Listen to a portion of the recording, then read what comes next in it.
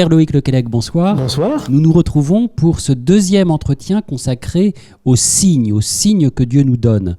Dans l'entretien précédent, nous nous sommes intéressés aux signes tels que le Nouveau Testament nous les présente en général, comme ce qui nous invite à rechercher non pas les bénédictions de Dieu, mais le Dieu des bénédictions, pour reprendre cette très belle formule de saint François de Sales.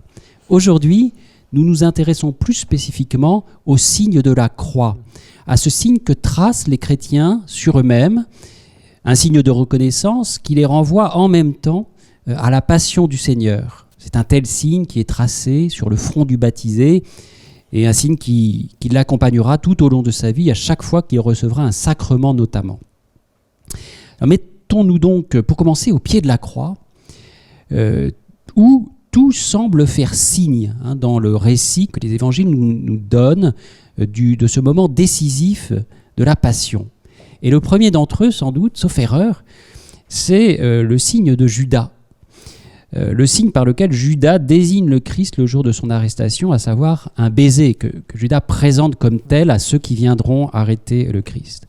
Donc ma première question est la suivante. Ne retrouvons-nous pas à travers la mise en scène de ce signe du traître, au début du récit de la Passion, cette présentation négative dont nous avons parlé la dernière fois, présentation négative des signes dont il nous faut nous débarrasser d'une certaine manière pour vraiment rentrer dans une véritable dynamique de confiance qui n'a pas besoin de preuves finalement.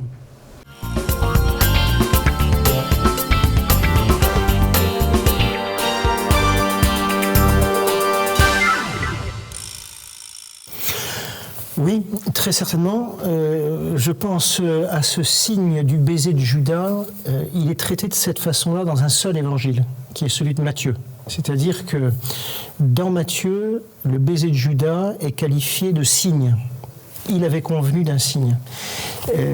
Mais je ne sais pas si cette occurrence du mot séméion est représentative de la manière dont nous parlions des signes la fois dernière. Alors, il faudrait essayer de voir en quoi le baiser de Judas est un signe qui va au-delà de cette reconnaissance convenue entre Judas et les gardes qui viennent arrêter Jésus. Vous voyez ? Est-ce qu'il y a plus que ça ici ? Dans le texte de Matthieu, je ne sais pas. Moi, je ne me permettrai pas de dire. Je pense en tous les cas, pour revenir au pied de la croix, dans les récits de la Passion, ce qui est frappant et qui me semble faire un lien assez important avec ce que nous avons pu essayer de dire la fois dernière ou découvrir la fois dernière, c'est que dans les récits de la Passion sont truffés de citations à la loi, aux prophètes et aux psaumes, et que du coup nous sommes au pied de la croix sommés, d'une certaine façon, d'interpréter l'événement qui se déroule sous nos yeux, à la lumière de la loi des prophètes et des psaumes. Et c'est là où, personnellement, je livre cette petite réflexion qui est vraiment tout à fait modeste. Mais dans le petit travail que vous m'avez proposé sur la question des signes pour croire et le signe de la croix, j'en viens à me demander si, pour notre tradition chrétienne et pour la tradition juive, vraiment. Et ça unifierait peut-être nos deux traditions, dans une seule tradition. Le véritable signe, je me demande si ce ne sont pas les Écritures. Le véritable signe, ce sont les Écritures. Or, il se trouve, et ça c'est la formulation johannique, que le Christ, Jésus, est le Verbe de Dieu. Et si nous lisons les Écritures, c'est pour avoir accès au Verbe. Oui. Si nous lisons les Écritures comme signe, c'est parce que derrière cette encre et ce papier, il y a plus, pour reprendre l'expression qu'on avait trouvée la semaine dernière en Matthieu 12, il y a ici plus que Jonas, plus que Salomon, eh bien, il y a plus que de l'encre et du papier. Il y a plus que les Écritures qui sont le signe, la matière, si on veut, mais il y a quelque chose derrière. Et Saint Jean, enfin les 4 évangélistes d'ailleurs, je pense, nous invitent à voir derrière la mort du Christ, Jésus en croix, plus que la mort visible de cet homme qui est passé en faisant le bien, comme pourraient le dire les disciples d'Emmaüs au chapitre 24 de Saint Luc. Il a été un prophète, quoi. Il a quand même parlé, il nous a appelés à la conversion, il a suscité un certain enthousiasme. Eh bien, je pense que les récits de la Passion convergent en disant il y a plus que la mort d'un homme, fût-il un homme un peu hors du commun. Il y a effectivement à interpréter sa mort à la lumière de ce signe que Dieu nous a déjà donné, qui est celui des Écritures, pour découvrir le Verbe, c'est-à-dire la parole de Dieu, et ce que dit Dieu au travers de cet homme qui meurt en croix. Alors vous avez parlé du récit de la Passion, enfin des récits de la Passion, qui sont effectivement ponctués de nombreuses références à l'Ancien Testament, nous invitant à une interprétation, comme le Christ invitait lui-même ses interlocuteurs à voir plus loin que ce qui se présentait immédiatement à eux. Et nous pensons évidemment au verset du psaume « Ils se sont partagés mes habits et mon vêtement et ils l'ont tiré au sort », qui intervient ici comme quelque chose un signe, qui va précisément nous permettre de reconnaître dans ce crucifié le Christ lui-même, oui, le Messie. Exactement. Et c'est en cela, oui, que je trouve que cette question des signes nous intéresse. C'est-à-dire, l'évangéliste aurait, faisons de la science-fiction, l'évangéliste aurait pu écrire la Passion tout à fait différemment. Or, si la mort de Jésus fait sens, c'est parce qu'elle est rapprochée de ces Écritures. Ce dont il était question dans les Écritures, c'est ce qui se passe sous nos yeux ici sur la croix. Et dans ce lien entre cet événement de la mort de Jésus et ce que disent les Écritures, il se produit un sens. Et ce sens est parole, quoi. Ce sens est parole. Par exemple, moi, vous citiez le psaume, mais on pourrait aussi regarder ce qui est assez intéressant, je crois, dans le chapitre 19 de Saint Jean, le verset 37, au moment où, juste après la transfixiation, c'est-à-dire ce moment où le côté de Jésus est transpercé, il est écrit tout simplement, je lis, « Celui qui a rendu témoignage, celui qui a vu a rendu témoignage ». C'est fort intéressant, déjà. C'est-à-dire, qu'est-ce qu'il a vu, dans le fond ? Il n'a pas vu simplement quelqu'un mourir. Il a vu s'accomplir ce qui était annoncé par la loi et les prophètes. C'est ça qu'il a vu. Et il rend témoignage, c'est-à-dire qu'il atteste qu'il y a un lien entre les Écritures et la mort de cet homme Jésus. Et d'ailleurs, celui-là sait que ce qu'il dit est vrai. C'est intéressant. C'est-à-dire que d'où vient cette affirmation de vérité ? D'où vient cette affirmation de vérité ? Ça vient de la foi. Et il poursuit au verset 36-37, ce qui me semble intéressant. En effet, tout cela est arrivé pour que s'accomplisse l'Écriture. Il y a aussi 2 points, pas un de ces os ne sera brisé. Et 2 points, ça me semble intéressant. Il y a aussi un autre passage de l'Écriture, dit Saint Jean, qui dit « Ils verront celui qu'ils ont transpercé ». C'est intéressant, parce qu'un signe est fait pour être vu. Et là, en citant Zacharie, il nous dit « Ils verront celui qu'ils ont transpercé ». C'est-à-dire, celui qu'ils ont transpercé devient signe. Mais signe de quoi ? Signe de l'accomplissement des Écritures. Il y a comme une espèce de renvoi permanent entre les Écritures et Jésus, au point qu'on ne sait plus qui est le signe de quoi. Est-ce que les Écritures et Jésus, c'est pas la même chose ? Est-ce que les Écritures et Jésus comme Verbe de Dieu n'est-il pas celui que nous cherchons lorsque nous lisons les Écritures, lorsque nous cherchons à les interpréter ? Il est là sous nos yeux, celui que nous cherchons en cherchant à interpréter les Écritures. Je pense que ça, c'est une des... Peut-être, je pense probablement, enfin, il faudrait approfondir certainement, mais je me dis que ça, c'est certainement l'expérience de cette communauté joannique, vraisemblablement de juifs hellénisés, non pas de juifs judéens, mais de juifs hellénisés. On connaît par exemple des personnages qui mériteraient d'être découverts ou redécouverts ou approfondis, comme Philon d'Alexandrie, qui sont plus ou moins contemporains de nos textes du Nouveau Testament, et qui finalement nous invitent à avoir une réflexion peut-être sur l'importance de ces écritures. On sait que le corpus des écritures juives, finalement, de ce canon des écritures juives, il se constitue progressivement, petit à petit. Et c'est dans les années 70-80 qu'il est défini finalement, un petit peu avant Saint Jean, avant que l'évangile selon Saint Jean soit écrit. C'est-à-dire que ces écritures, on voit qu'elles sont une ressource essentielle pour comprendre la manière dont Dieu agit. Elles sont un signe qui nous est donné, c'est-à-dire ce qui nous permet d'accéder à l'œuvre de Dieu, à sa volonté, à sa parole.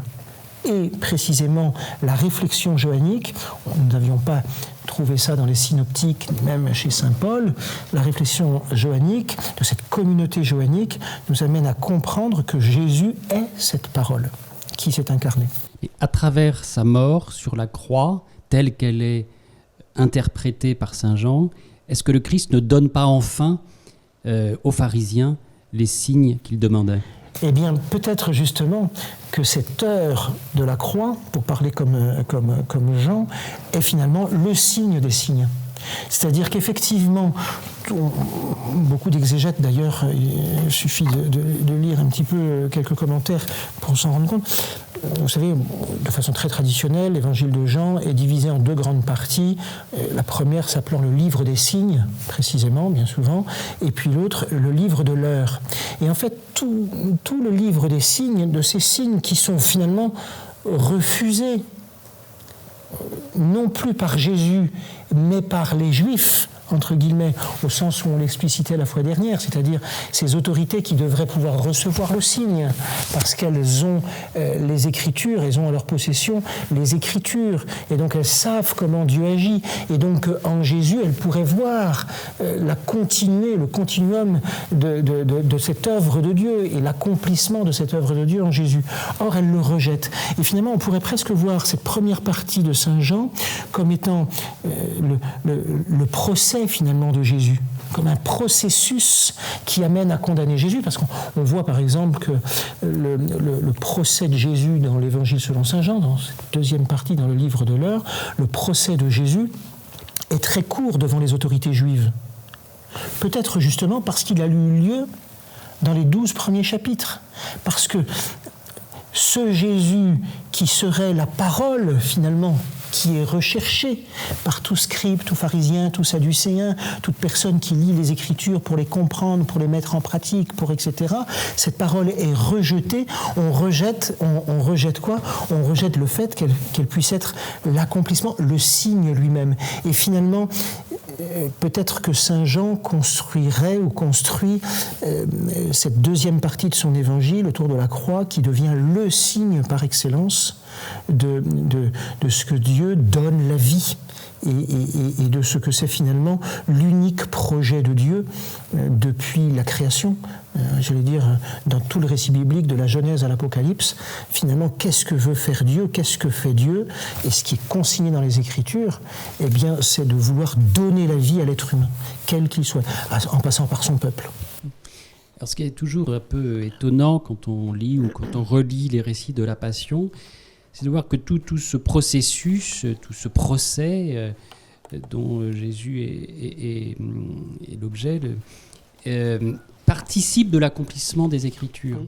Oui. Comme si, en l'occurrence, le rejet du signe participait à sa manifestation. Alors c'est un peu étonnant, un peu paradoxal. C'est paradoxal. Oui. Je ne saurais pas trop comment rebondir ou réagir à cette réflexion, mais effectivement, si ce n'est qu'en... Mais oui, c'est paradoxal parce qu'en fait, tout ça suppose la foi, quoi. C'est-à-dire, tout ça suppose une adhésion. On voudrait des signes pour croire, comme on le disait la fois dernière, des signes pour croire. Mais en fait, il faut croire pour voir des signes. Et c'est peut-être là que se retrouve ce paradoxe. C'est-à-dire qu'on voudrait quelque chose qui s'impose à nous de l'extérieur et qui nous dise « nous avons raison, nous avions tort, et donc convertissons-nous, et puis ce sera ça, etc. » Or, c'est pas comme ça que ça se passe. Il faut avoir confiance dans cette œuvre de Dieu, et en ayant confiance en Dieu, dans l'œuvre de Dieu, alors tout devient signe, d'une certaine façon. Oui, tout devient signe, d'une certaine façon. Et tout devient signe, y compris tout devient signe dans la vie de Jésus, mais aussi dans la mienne, dans la vie des apôtres, parce qu'on n'a pas beaucoup parlé, mais on aurait pu le faire la fois dernière, on ne va pas le faire aujourd'hui, mais des actes des apôtres, par exemple. Mais dans les actes des apôtres également, le mot séméion revient, et il y a des signes qui sont opérés. Et comme par hasard, les signes qu'accomplissent les apôtres sont les mêmes que Jésus avait déjà accomplis. C'est-à-dire que tout devient signe et crédibilise Jésus ou crédibilise les apôtres quand celui qui se tourne vers Jésus, vers les apôtres, a confiance en Jésus, a confiance dans les apôtres. Et quelque part, si l'Écriture est le signe, eh bien, elle me parle quand je leur fais confiance. Est-ce que j'ai confiance dans le fait qu'elles peuvent me parler, qu'elles me permettent d'accéder à la parole? Et finalement, la croix devient le signe des signes, on peut dire. Est-ce que j'ai confiance dans le fait que cet homme qui meurt sur la croix, est l'enjeu même de l'alliance avec le Dieu d'Israël? Parce que c'est ça dont il s'agit. C'est la fameuse phrase de Paul dans la première aux Corinthiens. Les Juifs demandent des signes, les Grecs réclament la sagesse, mais nous prêchons un Messie crucifié. Est-ce que nous avons confiance dans le fait que cet homme Jésus, crucifié, eh bien, peut-être le Messie, c'est-à-dire celui qui inaugure les temps nouveaux et qui accomplit totalement la Torah.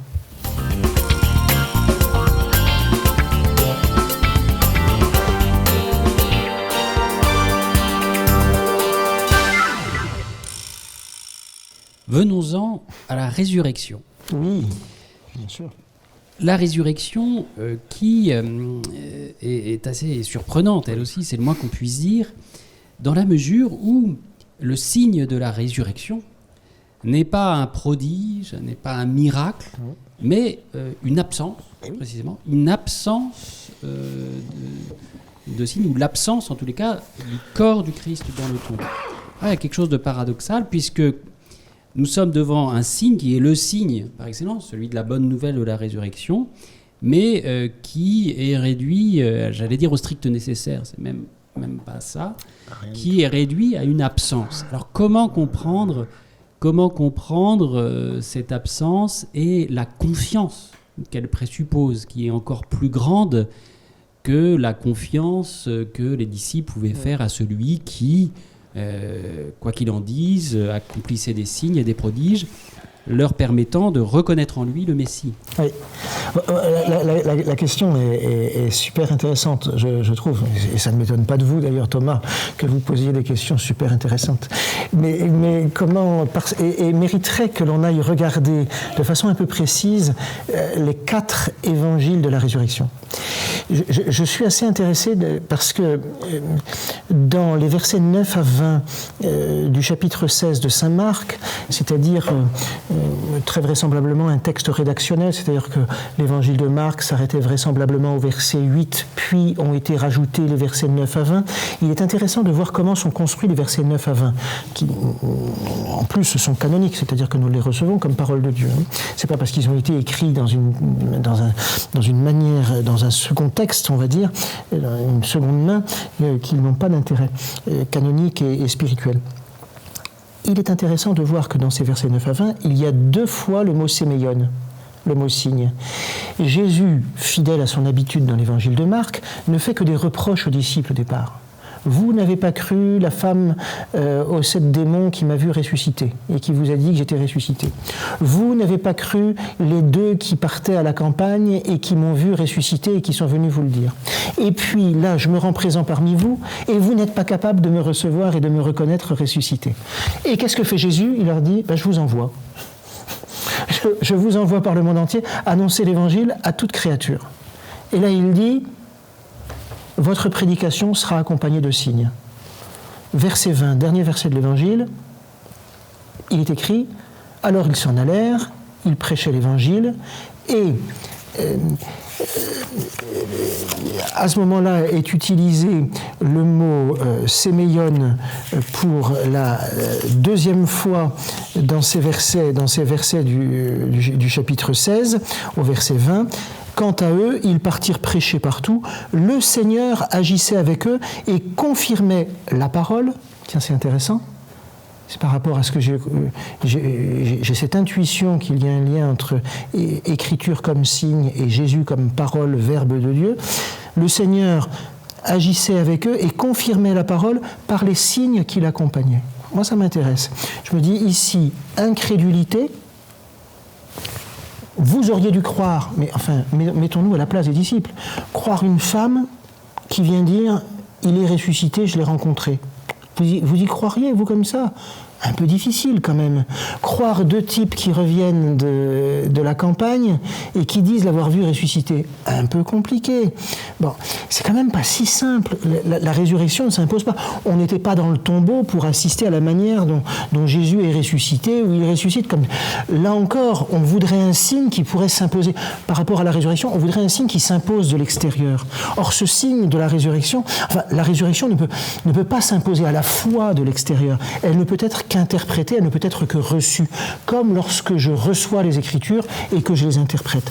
On pourrait aller regarder, ça m'intéresse aussi, du côté de Matthieu, chapitre 28. Certains eurent des doutes. Vous savez, ils partirent tous à la montagne, mais certains eurent des doutes. Quels doutes ? Ils l'ont pourtant reçu et ressuscité. Ils eurent des doutes. La difficulté de la foi au ressuscité, on pourrait regarder également Saint Luc, je ne m'attarde pas. Ce qui m'intéresse le plus, c'est Saint Jean, parce que là, le tombeau fonctionne véritablement comme un témoin, parce que en Matthieu, en Marc et en Luc, on peut dire qu'il y a des témoins, que ce soit l'ange du Seigneur, que ce soit le jeune homme vêtu de blanc, ou etc., enfin, ou Jésus qui apparaît même à Marie-Madeleine, etc., enfin, de façon relativement, on va dire, facile, simple, etc., dans le récit. Mais ici, chez Saint Jean, ça ne fonctionne pas du tout de cette manière-là.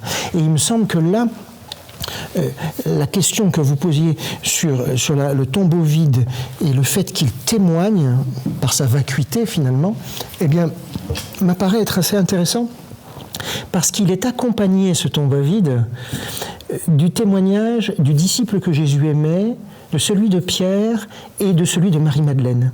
C'est-à-dire que, là encore, ce tombeau vide, par le récit qui nous est fait tout autour de ce tombeau vide, qui fonctionne presque comme le personnage central de ce chapitre 20, du début de ce chapitre 20, eh bien, Marie-Madeleine va au tombeau, il est vide. Ah, on a volé le corps de mon Seigneur. Elle est donc à la recherche d'un cadavre.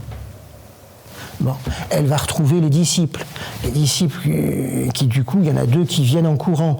Il y en a un qui est le plus jeune, celui que Jésus aimait, et qui arrive le premier, mais qui n'entre pas. Pierre arrive le second, il rentre, il voit, bon, ben d'accord, oui, les bandelettes sont là, ça lui fait pas un choc. Ça ne lui fait pas un signe. Pierre, il n'y croit pas comme ça. Mais par contre, le disciple que Jésus aimait, il est dit, il entra, il vit, il crut. C'est-à-dire que son voir à ce disciple que Jésus aimait est beaucoup plus percutant que celui de Pierre. Qu'est-ce qu'il voit que Pierre n'a pas vu ? Eh bien, précisément, il voit ici l'accomplissement même des paroles que Jésus avait dites et l'accomplissement même des Écritures. Et pour qu'on comprenne bien, il y a Marie-Madeleine, le témoignage de Marie-Madeleine qui se poursuit. C'est-à-dire Marie-Madeleine, visiblement, on a compris qu'elle s'était mise à recourir derrière Pierre et le disciple que Jésus aimait. Autrement dit, elle n'a pas arrêté de courir depuis le matin, Marie-Madeleine, dans tous les sens, parce qu'on a enlevé le corps du Seigneur, le tombeau est vide, etc. Où est-ce qu'on l'a mis ? Et puis, quand Pierre et le disciple que Jésus aimait, a priori, sont partis, Marie-Madeleine se repenche vers le tombeau, elle voit deux anges. Enfin, moi, je ne sais pas. Moi, je verrais deux anges. Vous aussi, Thomas, ça vous ferait quelque chose. Vous diriez, oh, ça y est, Dieu est à l'œuvre. Enfin, ça fait... Marie-Madeleine, ça ne lui fait rien. Où est le corps de mon Seigneur ? Elle est toujours à la recherche d'un cadavre. Du cadavre qui devrait être dans le tombeau et qui n'y est pas. elle se retourne, elle voit celui qu'elle cherche, Jésus, mais elle ne le reconnaît pas. C'est quand même extraordinaire. Celui qu'elle cherche depuis le matin est devant elle, elle ne le reconnaît pas. Là encore, c'est quand même extraordinaire. Elle est aveugle. Et qu'est-ce qu'il faut pour que Marie-Madeleine le reconnaisse? Une initiative de Jésus, qui lui dise « Marie ». Comme si ce simple fait de dire « Marie », sans mauvais jeu de mots, ressuscitait la relation entre Marie-Madeleine et Jésus. Et du coup, j'allais dire, c'est cette relation qui remplit le tombeau vide. C'est peut-être ça qu'a vu le disciple que Jésus aimait. Intéressant d'entendre qu'il est nommé le disciple que Jésus aimait. C'est-à-dire que c'est peut-être par la relation, l'amour, la confiance, dans le fond, que ce tombeau devient un signe. Il est vide, oui, mais en fait, il continue d'être rempli par cette parole qui est prononcée, Marie, par cette parole qui est dite, le disciple que Jésus aimait, c'est-à-dire que c'est l'amour qui permet de finalement dire que ce tombeau a du sens. Vous avez parlé de l'aveuglement de Marie-Madeleine. Oui. Mais ne serait-ce pas finalement l'aveuglement de l'amour ? C'est-à-dire que Marie-Madeleine n'aurait que faire des anges, c'est-à-dire des envoyés de Dieu, de ceux qui renvoient vers Dieu. Oui. Elle veut voir Dieu oui. Lui-même, et plus que le voir, l'entendre, puisque Dieu, précisément, enfin celui qu'elle cherche, qu'elle aime, après lequel elle court comme la bien-aimée du cantique, oui. C'est le Verbe lui-même. Alors, je trouve votre interprétation très stimulante pour travailler ce chapitre 20 de Saint Jean. Effectivement, comme vous l'évoquez, par derrière, on peut voir le cantique des cantiques et cette recherche amoureuse qui finalement est une recherche quasi aveugle. Pourquoi ? Parce qu'elle se passe des signes. Elle se passe des signes. Et finalement, le tombeau vide nous dit « t'as pas besoin de signes », quoi, d'une certaine façon. Cette absence de signes est un signe. C'est paradoxal. Mais peut-être est-ce justement ce que pourrait, ou tout au moins on pourrait tirer de ce récit de Marie-Madeleine au tombeau. Marie-Madeleine au tombeau, elle voit des anges, ça lui fait rien, dans le fond. Parce que rien d'autre n'a d'importance pour elle que son Seigneur. Or, son Seigneur, elle est attachée à un cadavre. Et il va falloir qu'elle accepte de rentrer dans une conversion, que ce cadavre n'est plus un cadavre, mais qu'il est ressuscité. Or, comment appréhender la résurrection autrement, enfin, ça ne peut pas se faire intellectuellement, autrement que justement par la relation. Celui qui est vivant, c'est être en relation. Eh bien, celui qui était mort et vivant, il est en relation. Je ne sais pas si je suis clair ou si je... Mais effectivement, par exemple, c'est assez intéressant, si vous comparez les textes de la résurrection, on verra que la résurrection de Jésus dans l'évangile de Matthieu, c'est assez intéressant, nous est présentée au chapitre 27-28, je parle de mémoire, donc il faut 28, voilà. C'est fort intéressant, au chapitre 28, d'une façon apocalyptique. Si je lis très simplement, après le sabbat au commencement du premier jour de la semaine, Marie de Magdala et l'autre Marie vinrent voir le sépulcre. Et voilà qu'il se fit un grand tremblement de terre. Oui, c'est-à-dire que pour dire l'action de Dieu dans la résurrection, Matthieu va réutiliser un certain nombre d'éléments que l'on retrouve dans la loi. Lorsque Dieu parle à Moïse sur la montagne, il y a des tremblements de terre, il y a des éclairs, enfin, et l'ange du Seigneur descend. Et puis, chez Saint Jean, il n'y a pas besoin de ça. Chez Saint Jean, il y a cet aveuglement de l'amour qui va devenir une vision dans l'amour. C'est assez extraordinaire. Comme on avait pu déjà avoir finalement chez Luc, ces deux disciples d'Emmaüs qui ne voient rien parce que leurs yeux sont empêchés de voir, c'est quand même assez extraordinaire. Il y a une espèce d'ironie incroyable. Jésus s'approche d'eux, de quoi parliez-vous ? Ah ben t'es bien le seul à savoir ce qui s'est pas passé. Ben si, justement, s'il y en a un qui sait ce qui s'est passé, c'est bien Jésus. Bon, et Jésus chemine avec eux, ils ne le reconnaissent pas, alors que c'est de Jésus qu'ils parlent, c'est à Jésus qui s'était attaché, etc. Bon. Eh bien oui, il y a un aveuglement Parce qu'on peut s'attacher à Jésus d'une façon qui n'est pas juste, quoi. Notre amour a besoin d'être purifié. Notre amour du Christ a besoin d'être purifié. Marie-Madeleine est attachée à Jésus d'une façon qui a besoin d'être purifiée. Et comment va l'être ? Il faut l'épreuve du tombeau vide pour rencontrer celui qui est vivant. Et qui est vivant d'une manière que je ne peux pas mettre la main dessus. Sur un cadavre, je peux mettre la main. Qu'est-ce que dit Jésus à Marie-Madeleine ? Après que Marie-Madeleine l'ait reconnu, cesse de me retenir. Ne mets pas la main sur moi. On ne peut pas mettre la main sur lui. Un tombeau vide, tu ne peux pas mettre la main sur grand-chose. Là.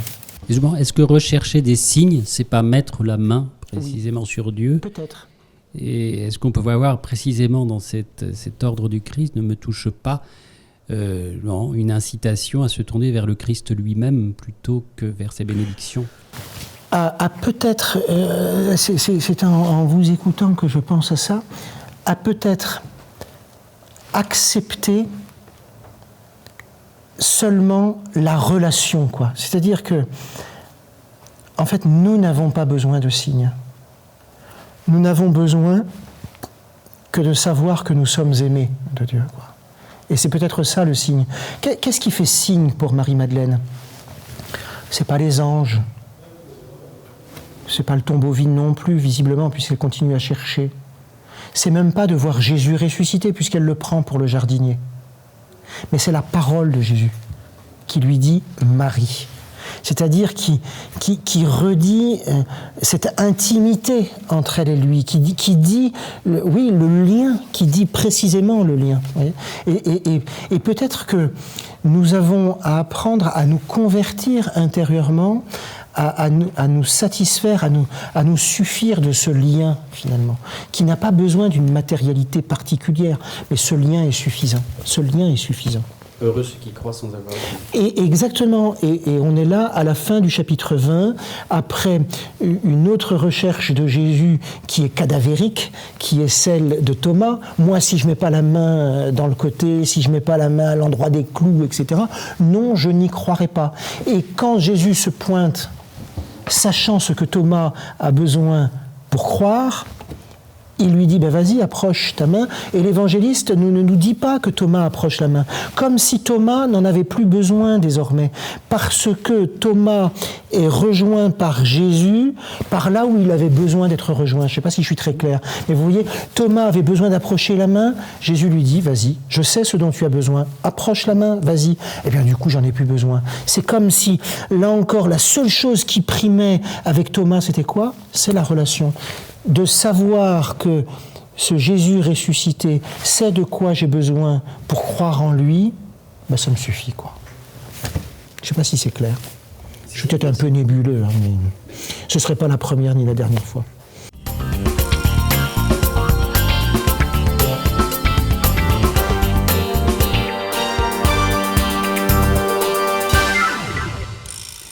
Après avoir évoqué les signes de la passion, qui nous permettent de reconnaître dans le crucifié le Messie Israël, après avoir, dans une deuxième partie de notre entretien, évoqué la résurrection et l'absence de signes sur laquelle la résurrection repose, eh bien, nous en venons à la question des sacrements. Oui.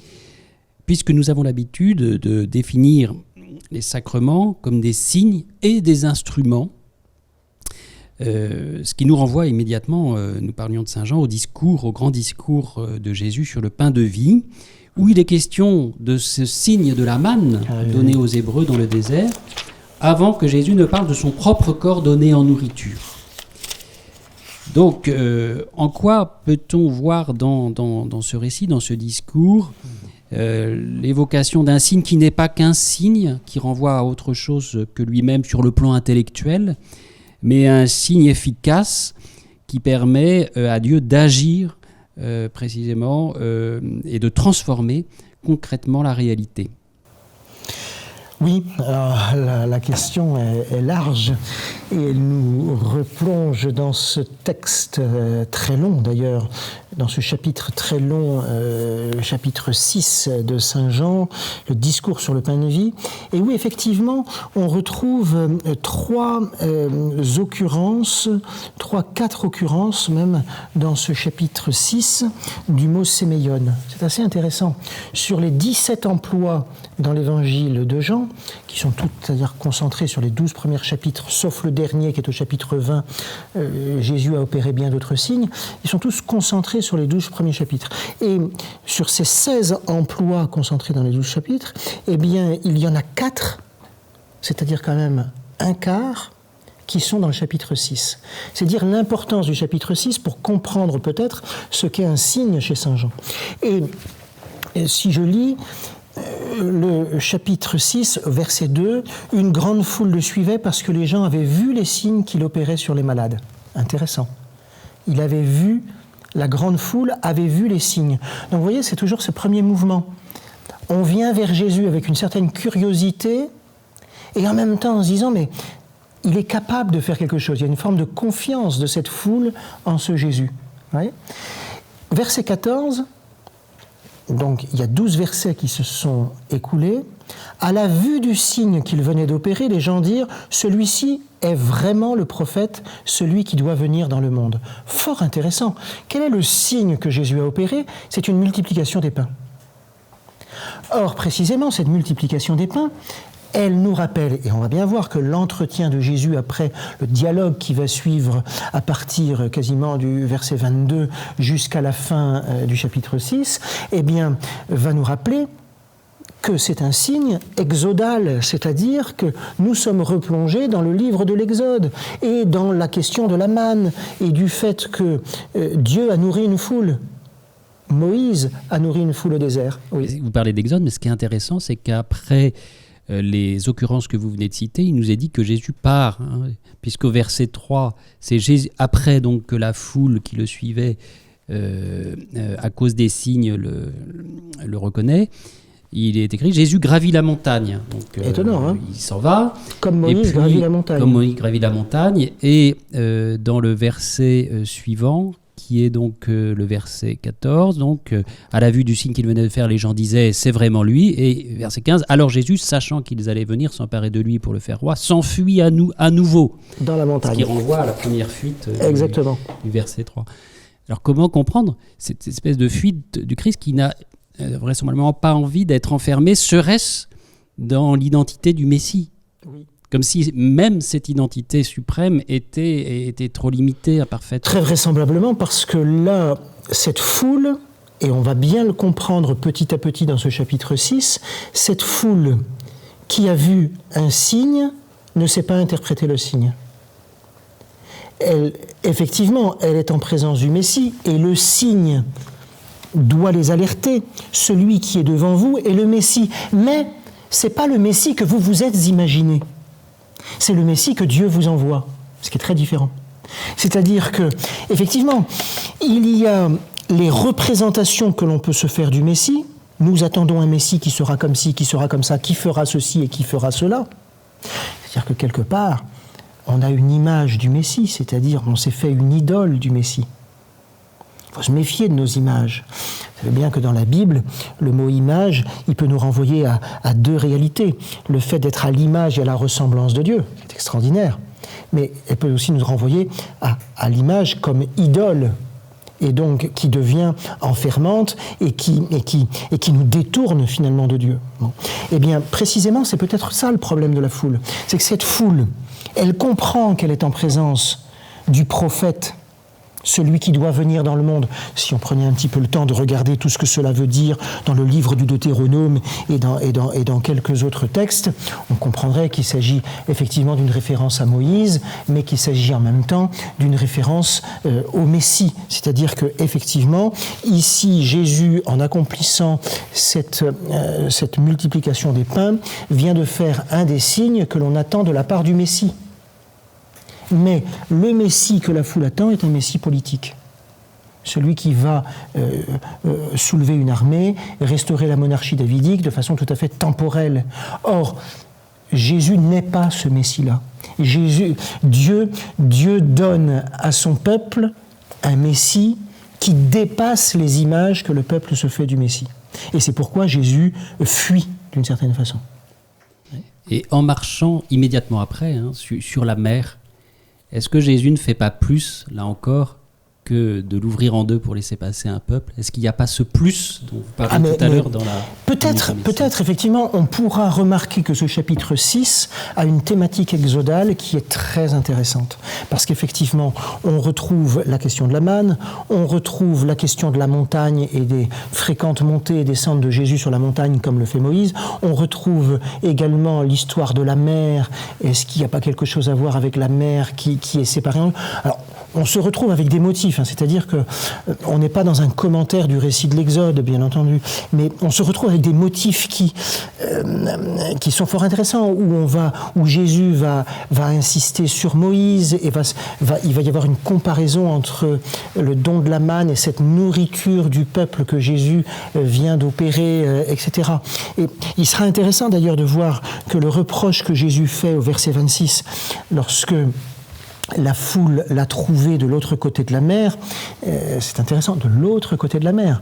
Comme il y avait le côté de l'Égypte qui était d'un côté de la mer, et puis le mont Sinaï qui était de l'autre côté. On a traversé, la foule traverse, et finalement rejoint Jésus. Et quand es-tu arrivé ici? C'est intéressant. Cette question, on ne va pas commenter le chapitre 6, mais la question est intéressante. Quand es-tu arrivé ici? Jésus répondit, en vérité, je vous le dis, ce n'est pas parce que vous avez vu des signes que vous me cherchez. La phrase est très mystérieuse. Ce n'est pas parce que vous avez vu des signes, mais c'est parce que vous avez mangé des pains à satiété. C'est très intéressant comme affaire. C'est pas parce que vous avez vu des signes. Autrement dit, Jésus leur dit quoi? Vous n'avez pas compris les signes.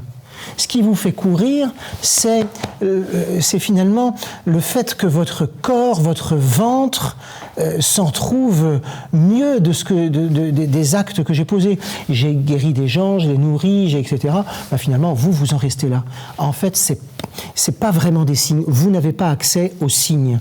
Vous n'avez pas compris de quoi il s'agit. Alors le signe par excellence, le signe sacramentel sera le corps et le sang du Seigneur. Comment comprendre cette double référence donc au corps du Seigneur et à la manne? Et ne peut-on pas voir dans l'évocation du sang du Seigneur qui fait suite à l'évocation de son corps, une référence, j'allais dire subliminale, à l'eau du rocher? Puisque, suite au miracle de la manne, il y a cet autre signe vétérotestamentaire de l'eau jaillie du rocher. Est-ce qu'il n'y aurait pas, là encore, une sorte de nappe phréatique, si j'ose dire, symbolique, qui court sous le récit, et qui, du coup, nous renverrait à l'interprétation de l'Ancien Testament par le Nouveau, par le Christ lui-même, qui ne se contente pas d'interpréter intellectuellement les choses, mais de donner chair, donner corps, précisément, à ce qui n'est dit qu'abstraitement dans l'Ancien Testament, en donnant son propre corps. Oui. Le propre corps de l'interprète, c'est-à-dire que l'interprète ne se contente pas de produire une interprétation intellectuelle, mais d'y impliquer son propre corps et sa propre personne. Oui, plusieurs petites remarques sur ce que vous venez de dire. La question du rocher, d'où jaillit l'eau dans le désert, on la retrouvera effectivement avec la croix même. La croix et le Christ étant sur la croix comme le rocher qui abreuve et d'où sortent des fleuves d'eau vive. Là encore, on pourrait aussi aller retrouver les visions d'Ézéchiel sur le temple duquel s'écoule l'eau. Une première chose. Deuxième petite note de bas de page. Vous parlez de l'interprète qui se livre lui-même. Vous n'êtes pas sans savoir que dans le prologue de Saint Jean, il est écrit dans le dernier verset « Personne n'a jamais vu Dieu. Le Fils unique qui est dans le sein du Père nous l'a dévoilé. » En réalité, le verbe grec qui est par derrière, c'est le verbe qui a donné le mot exégète, c'est-à-dire interprète. C'est-à-dire, il faudrait comprendre, le Fils unique qui est dans le sein du Père nous l'a interprété. Il en a fait l'exégèse. C'est-à-dire qu'effectivement, c'est celui qui nous permet d'avoir accès à la vérité de Dieu, quoi. Il nous permet d'avoir accès à la vérité de cette volonté de Dieu tout entière contenue dans les Écritures, enfin, tout entière, c'est-à-dire à laquelle nous pouvons avoir accès par les Écritures. Et là, j'en viens à la 4e occurrence du chapitre 6 du Moséméion, qui est au verset 30. Ils lui répliquèrent, donc la foule.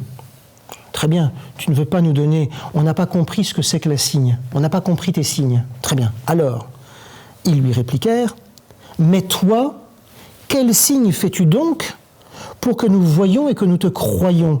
Quelle est ton œuvre?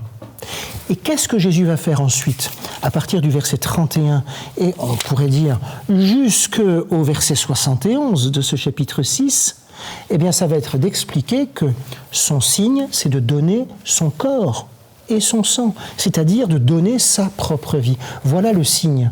Je vous la donne, et je vous la donne en nourriture, c'est-à-dire comme ce qui peut vous permettre de vivre. Ce qui vous permet de vivre, c'est moi. Alors effectivement, on connaît tous comment que ça se passe dans ce truc-là, c'est-à-dire que la foule commence à se séparer, il y a ceux qui tournent le dos, et puis il y a parmi ceux qui suivaient Jésus même, eh bien ceux qui vont dire c'est pas possible, il parle de cannibalisme en gros. Or c'est pas de ça dont il s'agit, bien entendu. C'est-à-dire que on ne peut véritablement comprendre le signe que par la foi, c'est-à-dire en ayant confiance dans le Christ et en le laissant nous guider et nous amener vers cette vérité qu'il offre de la part de Dieu. Donc nous voilà donc de nouveau au pied de la croix, au pied du sacrifice de la croix qu'actualise le sacrifice eucharistique. Pour conclure notre conversation, ne pourrait-on pas dire que de la même manière que le Christ est à la fois le prêtre et l'offrande du sacrifice, en même temps que l'autel, que le Christ est à la fois le signe, ce vers quoi tend le signe, et l'interprète lui-même? Oui, complètement, certainement. Le Christ ressuscité. Alors vous voyez, quand on dit le Christ ressuscité est le signe, il est invisible à nos yeux. Le Christ ressuscité est invisible. Et c'est en cela que peut-être nous avons constamment à le rechercher auprès du tombeau vide. Et peut-être, je ne dirais pas que nos Écritures sont un tombeau vide, mais que ces Écritures restent le signe, c'est-à-dire la visibilité du Christ ressuscité. Nous donne à voir le Christ ressuscité, comme les sacrements nous y invitent très vraisemblablement. Tout ça serait certainement à développer. La lettre tue, l'esprit vivifie. Exactement. Mais, mon cher Thomas, vous avez toujours la parole conclusive extraordinaire. Merci Père Loïc Le Quelet. Merci à vous, merci.